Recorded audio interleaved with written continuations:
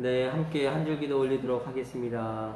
김경윤 집사님, 여름날 갇힌 사람들이 무더위를 잘 견딜 수 있도록 기도합니다. 주여 우리에게 자비를 베푸소서. 아멘.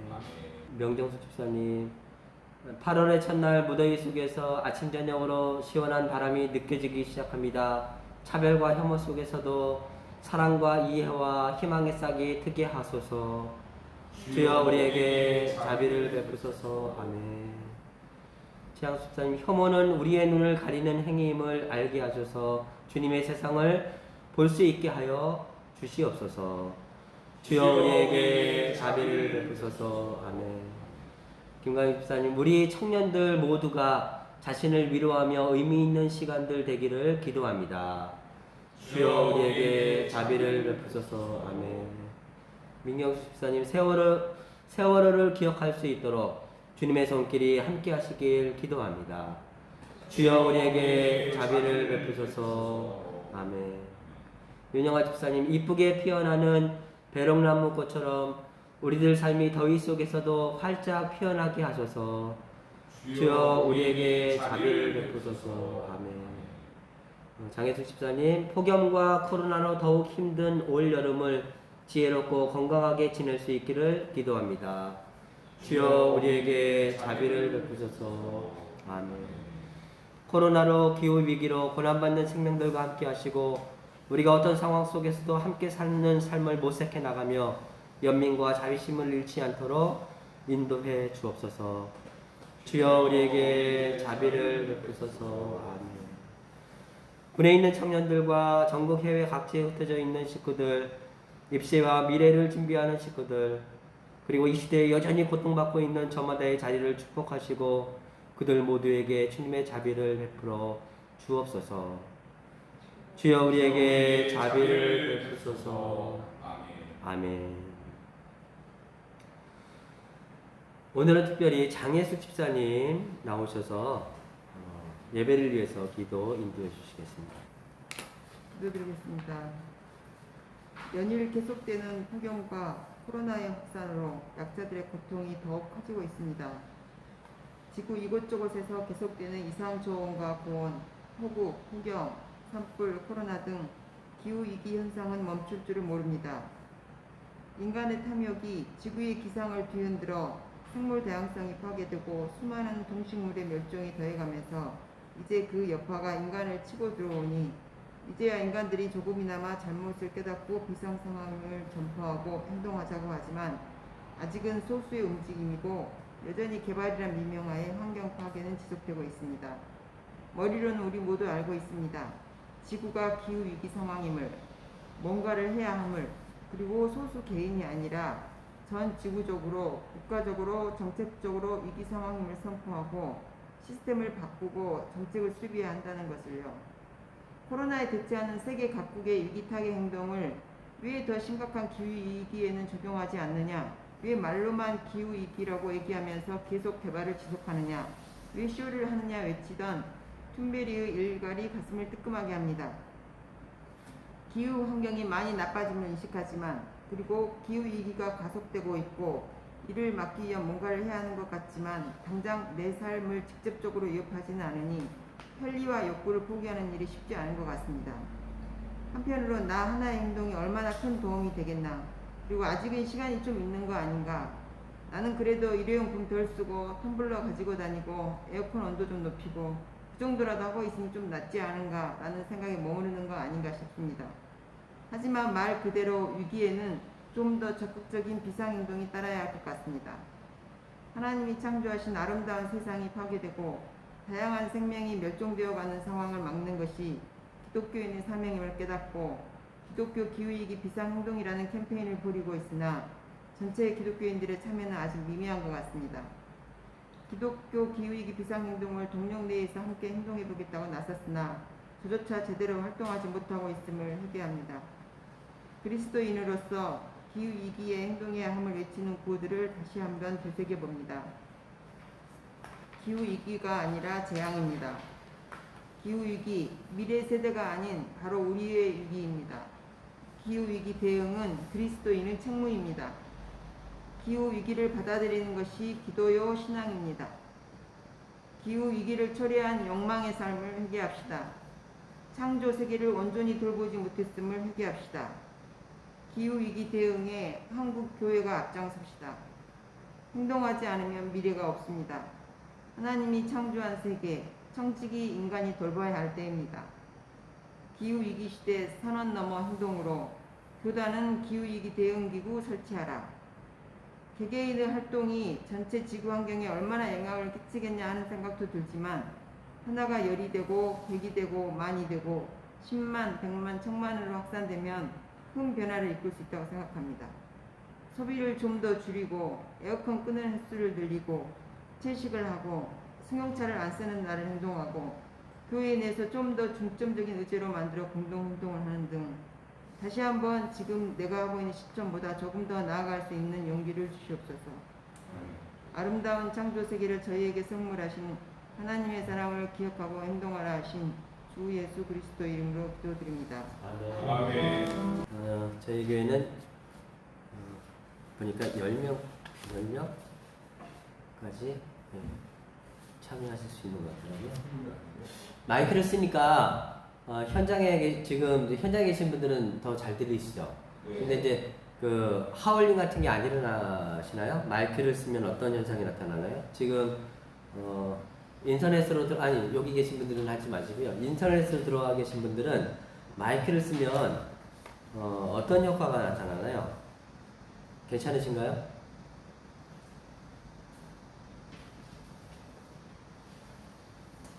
하나 둘 셋.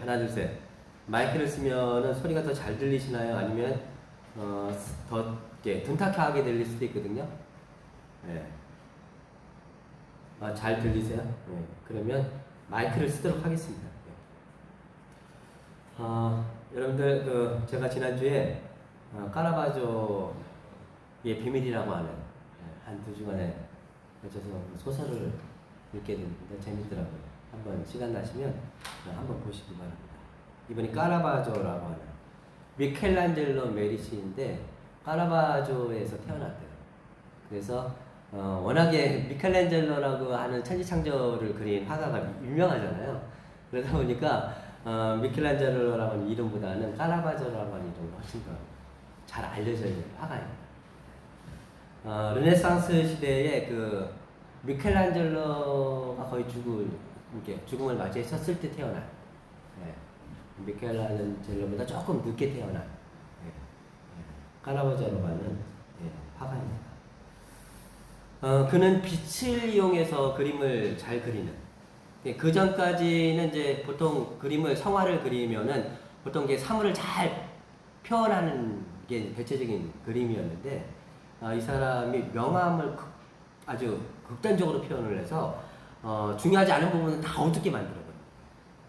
그렇게 정말 중요한 부분들을 밝게 빛으로 그 부분을 비추듯이. 그러니까 마치 그림을 어떻게 그리냐면 대낮에 여러분들을 보는 식으로 그리는 게 아니라 밤에 조명을 비춰서 어떤 사물을 비추는 식으로 그림을 그립니다. 그러다 보니까 이 사람이 강조하려고 하는, 그리고 빛의 개념을 새롭게 이해하게 됩니다. 그런 식으로 해서 그림을 그렸던 화가이기도 하고, 그리고 또 다른 이 사람의 그 특징은 이 사람은 평생을 살아가면서 예배당의 벽화나 성화를 굉장히 많이 그리거든요. 그러다 보니까 이제 성서의 인물들을 그림을 많이 그리는데, 이 마태, 누가, 성경을 쓰고 있는 누가의 그림, 이렇게, 그리고 성모 마리아, 이런 사람들을 그릴 때, 대부분의 이제 성화다 보니까 그런 사람들의 그림을 굉장히 이제 귀부인이라든가 거룩한 사람들, 아니면 이런 성인들의 이 그림들, 얼굴들을 집어넣을 거 아니에요. 근데 그 그림에다가 자신이 만났던 평범한 사람들, 술집을 많이 다녔으니까 술집에서 만났던 평범한 그 사람들의 얼굴을 직접 모델로 세워서 다 거기다 집어넣는 거예요. 그래서 이 사람이 생각하고 있는 종교적 거룩함, 성스러움의 개념을 완전히 바꿔버려요. 그런 식의 그림을 그리는 걸 아주 유명했습니다. 이 사람이 어린 시절에 일찍 부모님을 여의고 11살의 나이에 그림을 도제식으로 선생님 밑에 들어가서 그림을 배우기 시작했고요. 로마를 중심으로 해서 예배당 그 벽화를 그리면서 명성이 아주 그래서 이 로마 바티칸 쪽에서는 엄청나게 유명세를 널리 펼쳤죠. 그런 화가예요. 네, 그렇게 유명세와는 달리 성격이 굉장히 괴박합니다. 어떻게 생겼어요? 괴박하게 생겼어요? 약간 다혈질과 불같고 거칠고 술 먹으면은 이게 막 그 성격을 어떻게 할 수가 없어갖고 막 문제를 많이 일으키고 그러다 보니까 나중에는 사람을 싸움에 휘말려서 사람을 죽이게 됩니다. 그래서 쫓겨다니게 됩니다. 그러다가 이제 말년을 맞이하게 되는데 그가 한 게 여러 가지 작품들이 많이 있어요. 굉장히 작품이 굉장히 많습니다. 근데 그 중에서 한 작품을 여러분들에게 보여드리고 싶고, 야 세상에 없네요. 계신가 봐요. 안 나타나네요. 자, 이럴 때는 제가 이렇게 잠깐만요. 이럴 때는 좋은 방법이 뭐죠? 네이버 검색해야죠. 까라.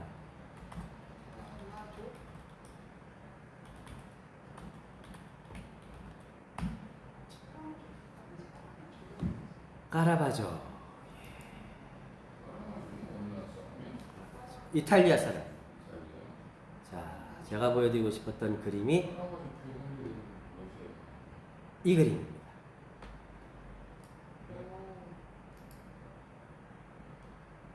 조금 크게 보여드리고 싶은데 크게 봐야 돼요. 자, 이게 뭔 그림일까요? 잘 안 보이세요? 지금 다윗이 손에 뭘 들고 있어요? 다윗이 골리앗의 머리를 이렇게 머리채를 들고서 목을 자르잖아요. 자른 목 머리채를 이렇게 들고 있는 그림.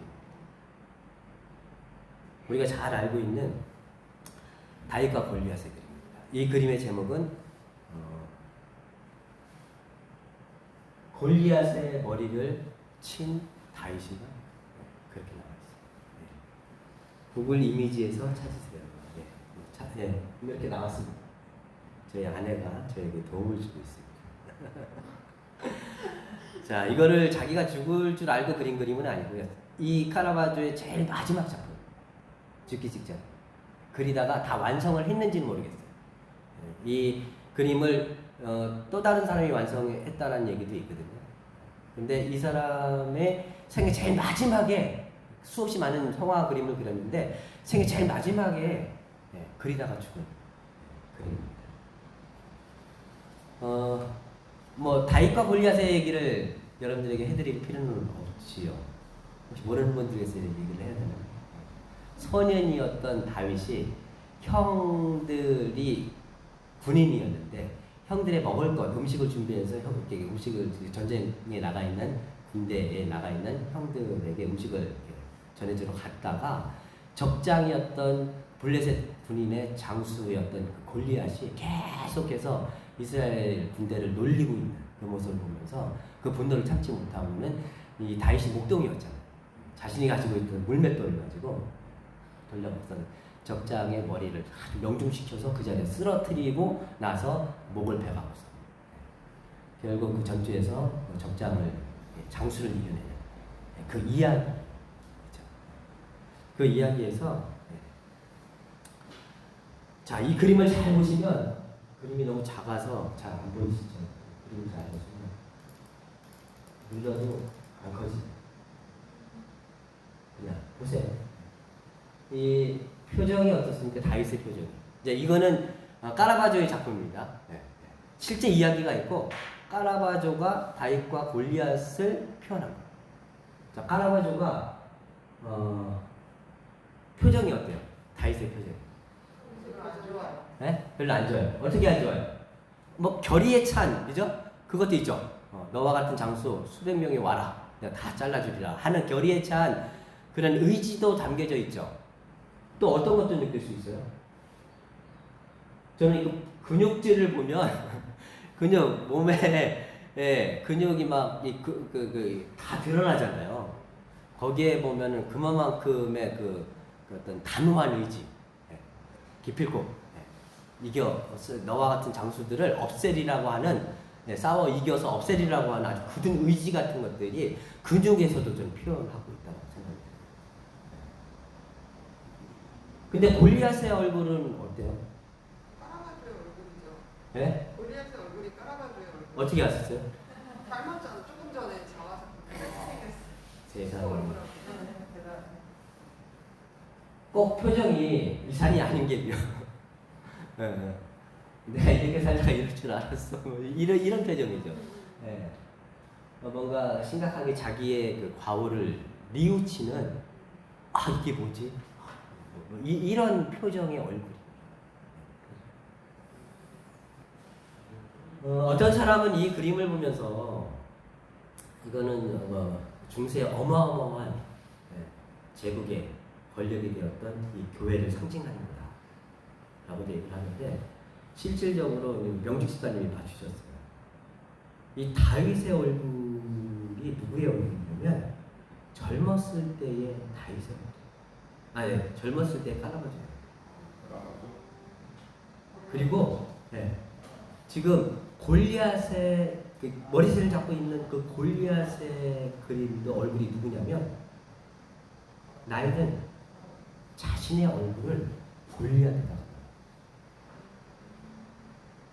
누가 누구를 치는 거예요?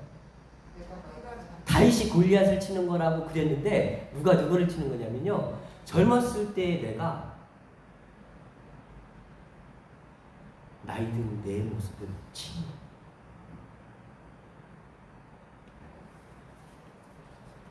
이제 까라바조가 인생을 살면서 마지막에 수없이 많은 정교화를 그리고 나서 그 맨 마지막에 이 그림을 그렸대요.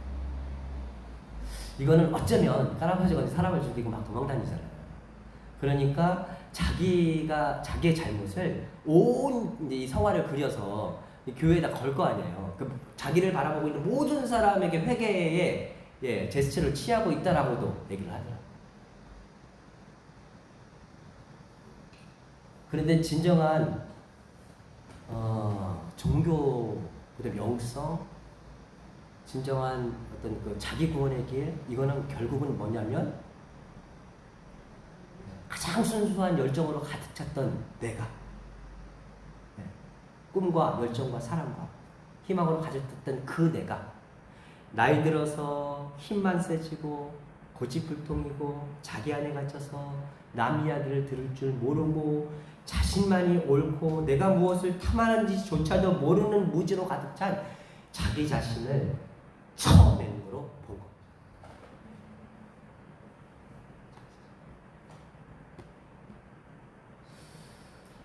야, 평생 대성전에서 성화만을 그려왔던 그가 말년에 거대한 악의 상징을 그리면서, 여러분들 생각해 보십시오. 저기다 교황 얼굴을 집어넣을 수도 있었잖아요. 중세에 교황, 황제의 얼굴을 집어넣을 수도 있었잖아요. 우리가 잘 아는 대로 교황과 황제의 그 권력 다툼이 얼마나 치열했어요. 그 치열한 권력 다툼 속에서 얼마나 많은 사람들이 희생됐어요. 이게 까라바조가요, 여기다가 골리앗을 상징하는 그 얼굴에다가 황제를 집어넣을 수도 있고 교황을 집어넣을 수도 있어요. 까라바조가 평생 자기를 괴롭혔던 추기경을 그림 그리는 거 방해하고 막 이랬던 사람이 있거든요. 그 사람의 얼굴을 집어 자기 인생을 쫓아다니면서 계속해서 괴롭혔던 이 추기경의 얼굴을 그려올 수도 있었어요. 사사건건 시비를 걸면서 시기하고 질투하고 모함했던 그 경쟁자 화가들 있잖아요. 얼마나 많아요. 우리가 같은 동종업계에 있다 보면 동종업계에서 자기를 시기하고 질투해서 가장 또 가까이 있는 사람이 그런 경우 굉장히 많거든요. 근데 그런 사람의 얼굴을 그 안에다가 집어넣을 수도 있어요. 네. 근데 왜 까라바조는 자신의 얼굴을 그 골리앗에 집어넣었을까? 저는 그렇게 생각합니다. 자신의 인생에서 가장 큰 걸림돌이 누구예요? 자기 자신이었던 거로 생각을 했던 것 같아요. 자기 안에 골리앗과 같은 모습이 있는 거를, 그리고 자기가 인생을 살아가면서 자기 인생을 쭉 되돌아보니까 그 자기 인생에 성공한 부분도 있고 이제 실패한 부분도 있겠죠. 자기 인생에 가장 어렵고 힘들고 실패한 부분의 패착의 원인이 바로 자기 자신이었다라고 하는 것을 인생 말년에 느낍니다. 우리가 잘 알지만 오늘 성경 말씀에도 나오잖아요. 물은 내 마음을 지켜라. 이것이 생명의 근원이다. 자기를 지키면서 살아가는 것만큼 어려운 게 없지. 평생의 숙제인데, 지난주에 안산시 양궁 갔습니까? 안산시 양궁, 여러분 안산시가 양궁을 그 결승전에 올라가서, 개인전 말씀드립니다. 결승전까지 올라가는 데 있어서 얼마나 많은 그 어려움들이 많았습니다. 날씨도 어려웠어요. 바람이 막 불면 안산시도 보니까 막 8점씩 쏘더라고요. 네. 매일같이 써갖고서 이게 보니까 그 양궁을 쏘는 게 거리가 너무 멀어서 표적이 잘 안 보이더라고요. 일반인 눈에. 그러니까 이게 보니까 거의 연습 양으로 해서 경험치로 쏘는 거더라고요. 70m. 네, 70m면 눈을 안 좋은 사람들 잘 안 보이는 거예요. 그런데 보니까 다 세계적인 선수들이에요. 그래서 게임을 뛰는 걸 보니까 와, 이게 올라가는 8강전도 그렇고 16강전도 그렇고 단 한 번도 지지 않은 적이 없어요. 안산시조차 계속 져요. 한두 번씩. 심지어 4강전, 8강 이렇게 결승전에 가면은 5번 경기에서 2번씩 반드시 칩니다. 나중에는 어떤 식으로까지 가냐면 슛오프라고 그래서 마지막 한 발로 결정하는, 거기까지 가요. 그러니까 나와의 경쟁자들이 만만한 사람들이 아닌 거예요. 바람 불죠. 또 만만치 않은 이 세계적인 사람들하고. 근데 그 와중에 또 어떤 일이 터져요? 페미 논란까지 터져요. 근데 이 안산시가 보니까 인터넷으로 해서 다 봤더라고요. 그 기사를 알고선 경기장에 갔더라고요.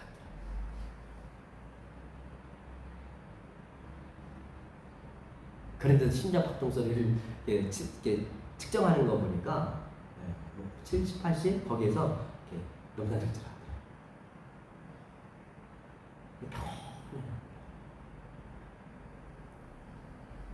인생을 살아가면서 그런 일들이 얼마나 많아요.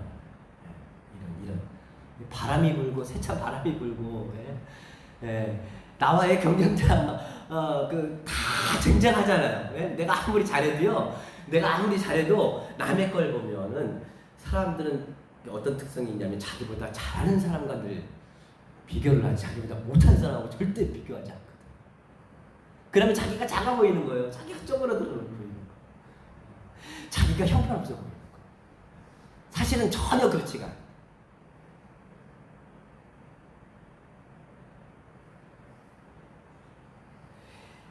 근데 여러분 잘 보십시오. 수없이 많은 것들이 자기를 흔들어대는데 그녀는 마지막까지도 차분하게 자기의 중심을 잃지 않고 끝까지 경기를 하거든요. 근데 자신의 세상에서 결국 그 마지막까지 완주해 나가는 건 누구예요? 자기 자신이에요. 그 김재덕 씨가 옆에서 막 응원을 하고 그 남자 같이 파트너가 돼서 그 혼합에서 금메달을 땄던, 보니까 막 아주 까불까불해요. 어떻게 할 줄 모르고 막 경기할 때마다 시합할 때마다 계속해서 막 아사라이 뛰면서 막 혼자 목소리 다 내요.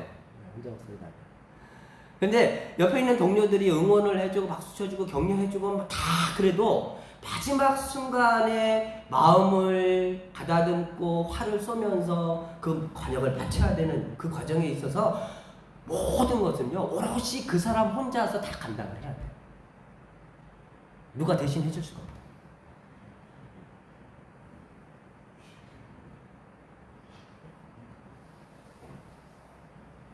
막판까지 다 걸러내면요 삶에 있어서 그 어떤 삶의 순간에서도요 순수하게 남는 건 결국은 자기 자신과의 싸움이에요.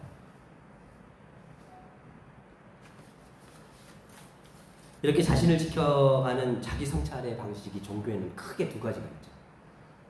첫 번째, 여러분 하나는 사유하고 채우는 방식입니다. 사유하고 채우고 성찰하고 읽고 느끼고 깨닫고 자기를 열어가고 또 다른 하나는 그 정반대 비우고 내려놓고 말씀을 묵상하고 뜻을 성찰하고 타자를 통해서 내 사유를 넓혀가고 깨달고 알아가고 화를 다스려가고 뭐 이런 방식의 사유는 우리가 너무 여태까지 평생을 살아오면서 잘 해왔던 방식이에요. 익숙한 방식. 함석환 선생님은요, 스승 누구죠? 유영우 선생님. 네, 유영우 선생님 앞에 가면 언제나 정자세로 무릎을 꿇고 말씀을 드렸다. 나중에 가면 이렇게 유영우 선생님 연세가 지긋해지시고 80 넘어서 사셨잖아요. 연세가 지긋해지시고 이제 연세가 들어가셨을 때는 함석환 선생님이 유명세가 확 너무 넓어져 갖고선 유명세가 커져 갖고서는 유영우 선생님을 못 알아봐도 사람들이 함석환 선생님은 이름 석자만 들어도 다 알아요. 그렇게 인기가 높아가고 그렇게 이제 뭐 학문의 또 삶의 세계가 이렇게 원숙해지고 막 이렇게 되는 그 시점에서 함석환 선생님이 유영우 선생님 앞에 가면 다 무릎을 꿇고 어떤 얘기를 해도 몇 시간을 얘기해도 다 풀어갖고 다 이야기를 들어요. 어떻게 보면은 함석환 선생님에게 있어서 하나님은 유영우 선생님을 통해서 다가오셨을지도 모릅니다. 사람이 인생을 살아가면서 단 한 사람만의 이야기라도 늘 성찰하고 듣고 자기 거를 고집하지 않을 수만 있다. 그래서 실제로 까라바저도 말년에 이 그림을 그릴 때쯤에서는요, 사랑하는 사람이 있었는데, 결혼을 안 했는데 사랑하는 사람이 있었는데 그 사랑하는 사람이 말을 그렇게 잘 들었대요. 가까이 있는 사람이 나를 잘 안. 가까이 있는 사람 말 듣기가 제일 쉽죠. 요즘 비폭력 대화 모임을 하면서 저는 비폭력 대화 모임을 하시는 분들을 정말 존경합니다. 왜 존경하는지 아세요? 사실 이 나이에 자기가 뭔가 좀 바꿔보겠다고 자기의 말하는 습관들, 자기가 사람을 대하는 태도들 이런 것들의 모습들을 들여다보면서 성찰하고 그거를 이렇게 바꿔보려고 노력하는 거 쉬운 일 아닙니다. 이쯤 되면요 말이 많아져요. 왜 그런지 아세요? 아는 게 많고 든 게 많고 뭐 이러다 보니까 이 사람들을 가르쳐야 된다라고 하는 이 생각 속에서 말이 많아지지, 예. 말을 줄이면서 자기 자신을 들여다보는 일을 하기가 생각보다 쉽지가 않아요. 그럼에도 불구하고 죽지 않은 분들이 자기 자신을 더군다나 이게 공동체 안에서 성찰하는 건 더더욱 쉽지가 않아요. 자기를 잘 드러내야 되거든요. 쉽지가 않은데 이 길을 지금 벌써 한 몇 개월 하고 있습니까? 한 6개월 가까이 하고 있죠. 6개월 넘었나요? 저는 이런 삶의 태도가 참 중요하다고 생각해요. 우리가 살아가면서 우리가 어떤 지경에 이르렀든지 상관없이 다만 어린아이가 정직하게 나를 꼭 집어서 이야기할 때도 있거든요. 그런 이야기조차도 함부로 버리죠. 그 이야기조차도 하나님의 음성으로 들으면서 나 자신을 성찰하고 나 자신을 변화시키면서 나 자신의 중심을 지키면서 살아갈 수 있는 삶의 방식으로 바꿔나갈 수 있다고 하면, 그래서 오늘 하루를 살아가면서 아하고 삶의 작은 거 하나 속에서도 삶의 경애와 신비를 고백하면서 그것 때문에 때로는 저항하고 그것 때문에 때로는 감사하면서 살아갈 수 있다라고 하면 그게 하나님 앞에서 살아가는 삶의 태도이고, 저는 이런 사람이 이 시대의 진정한 종교인이라고 생각을 합니다. 자기 성찰이 있어도 두 번째 이 종교의 또 다른 전통은 덜어내고 비우는 방식입니다. 사실 저도 이게 잘 안 됩니다. 그리고 제일 어려워요. 여러분들 동화복음에 보면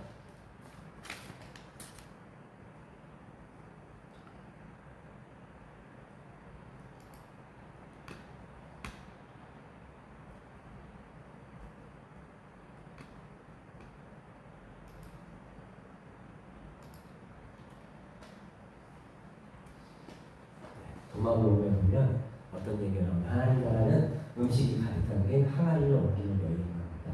먼 길을 가는 동안 항아리의 손잡이가 깨져서 음식이 그녀 등 뒤에서 길로 쏟아졌지만 그녀는 알지 못했다. 집에 도착해 항아리를 내려놓은 다음에야 여의로 불어서 항아리가 텅 비어있는 것을 알게 되었다. 도마복음 97번이 나옵니다. 이게 마태마가 누가 요한복음에 전혀 안 나오는데 여기 보면 자기도 모르게 계속 비워내요. 텅 비워. 같은 얘기를 도덕경에서도 이야기합니다. 도액이는 하루하루 없애가는 것, 없애고 또 없애 한이 없는 경지에 이르면 되지 않는 일이 없다. 비워서 함이 없는 경지에 이르면 풀리지 않는 일이 없다.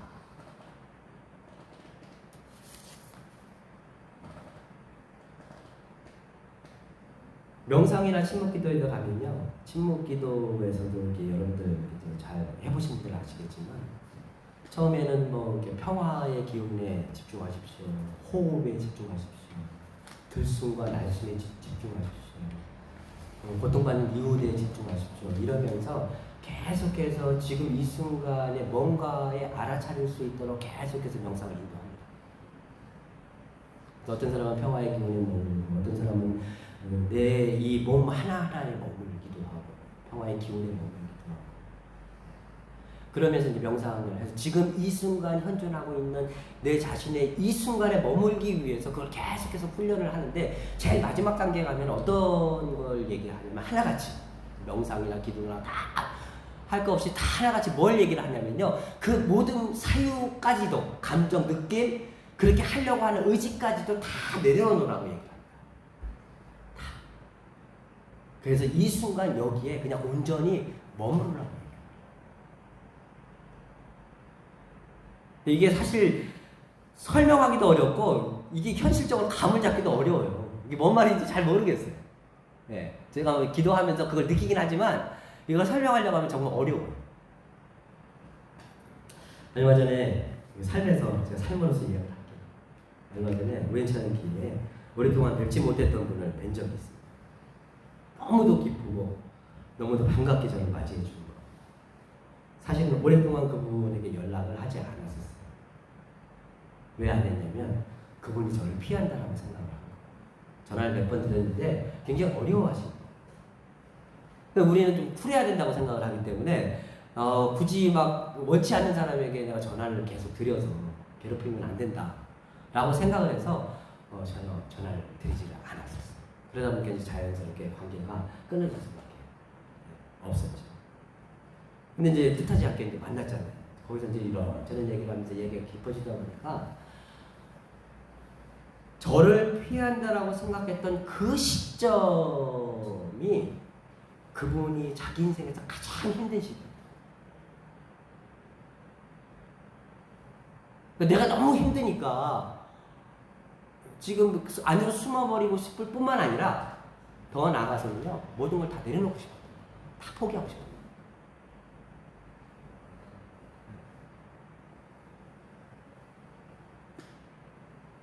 제가 그분과의 만남에서 그분과의 관계를 계속해서 성숙시켜 나가는 데서 뭐가 걸림돌이에요? 가장 큰 걸림돌이 뭐예요? 내 생각입니다. 내가 그렇게 생각하고 있는 그 생각이 내가 그분과의 만남에서 보다 그 풍요로운 삶을 만들어가는 과정에 있어서 가장 큰 걸림돌입니다. 야, 이런 걸 비워내야 되는 거구나. 이런 거를 내려놔야 되는 거구나. 끊임없이 내가 가진 사람과의 관계에서 보면은 계속해서 어떤 것들이 커지냐면요, 그 사람 이게 그 쌓인 경험들, 그 사람과의 관계에서 숙적된 경험들, 이런 것들이 계속해서 그 사람을 만나가는데 방해를 해요. 어떤 사람이든지 삶의 그늘과 아픔과 고통과 힘든 게 없는 사람이 없잖아요.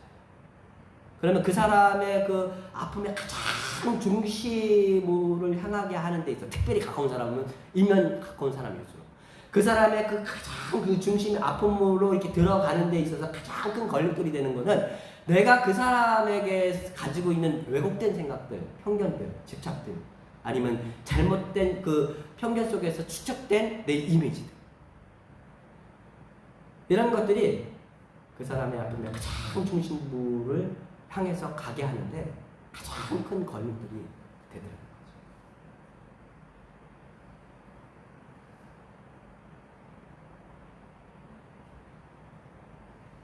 이런 일들이 너무 많아요, 사실. 나는 그렇게 생각했는데 전혀 상황도 그렇고 그 사람도 그렇고 전혀 아니에요. 우리가 내 앞에 있는 타인의 인생 가장 깊은 곳으로 들어가는 데 있어서 가장 큰 걸림돌. 어쩌면 상대가 나를 대하는 방식이 아니라 상대의 거친 무심한 삶의 태도가 아니라 어쩌면 그곳으로 가는 것을 방해하는 굴곡진 온갖 내 생각들, 감정들, 축적된 경험들이 아닙니다. 마치 스스로 만들어내는 온갖 자기 이유들이 골리앗처럼 맞고 서서 관계를 방해하는 것이 아닙니다. 그래서 노자 선생님은요, 없음만이 끊임없이 비워내서 마지막에 그 없음만이 틈이 없는 모든 곳에 숨어줄 수 있다고 얘기합니다. 끊임없이 비워내서 어떤 상과 형태를 만들지 않으면 형과 상태가 없는 그 사람의 그 유연한 생각만이 모든 곳에 스며들어서 결국은 거기서 그 사람과 하나 될 수 있다라고 이야기하고 있습니다. 지난주에 도마복음을 읽다 보니까 두 사람이 한 집에서 평화롭게 지낸다면 그들이 산에게 다른 곳으로 옮겨가라 하면 산이 옮겨갈 것이다 라고 예수님께서 말씀하셨어요. 하나님의 신비가 주는 놀랍고 놀라운 무한한 힘을 이야기해주고 있습니다. 때로는 성찰과 깨달음과 사유를 통해서, 그리고 때로는 비우고 내려놓고 거기서 그것과 하나님을 통해서 이 무더운 여름 속에서도 자기 구원을 잘 읽어나가시는 저와 여러분들 되시기를 주님의 이름으로 기원합니다. 네. 함께 공동 축도하도록 하겠습니다. 거룩한 이 말씀으로 축복합니다. 거룩한 말씀으로 축복합니다. 주 예수 그리스도의 은혜와 주 예수 그리스도의 은혜와 하나님의 사랑과 성령의 사귐이 우리 모두와 함께 하시길 빕니다. 우리 모두와 함께 하시길 빕니다. 아멘. 감사합니다. 아멘. 고맙습니다.